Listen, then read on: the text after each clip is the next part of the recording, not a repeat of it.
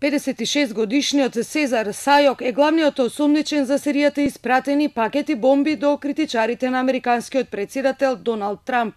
Тој беше уапсен на Флорида. Сега се соочува со 5 обвиненија, од испраќање на експлозивни писма до напад врз поранешни председатели.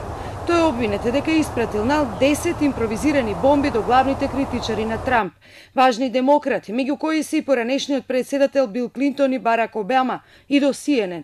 Ниту една бомба не експлодираше, никој не е повреден, но сега според обвиненијата, аматерскиот билдер и поранешен стриптизер, како и осомничен со дебело полициско досие Сезар Сајок, би можел да не излезе од затвор цели 6 децении.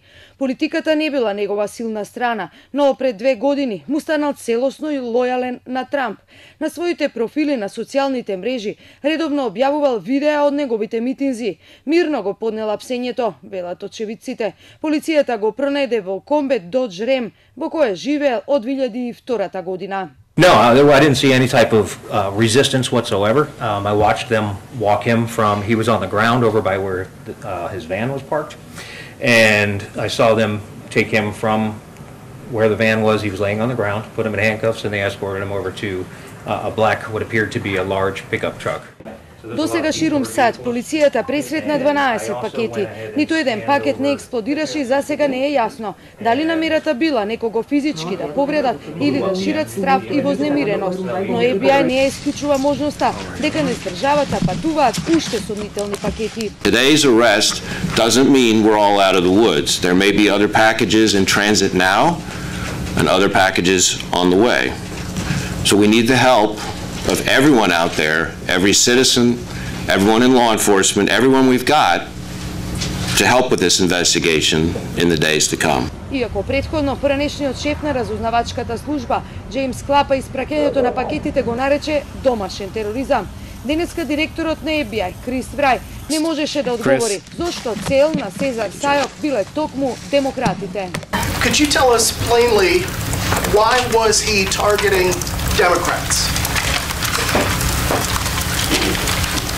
I don't know, other than what you might normally expect. He may have been appears to be a partisan, but that would be determined by the facts as the case goes forward, and I'm not able to comment on that. Критичарите го обвини американскиот председател Доналд Трамп дека го поттикнал насилството со својата подпалувачка реторика, бидејќи бомбите се испратени до лица и организации што постојано се цел на негови напади. Трамп пак за запалливата атмосфера ги обвини насилните медиуми. I'm just thinking, come to think of it, who gets attacked more than me? Ben, does anybody get attacked? I get attacked. I get attacked. I think maybe more, maybe more than anybody. I don't know.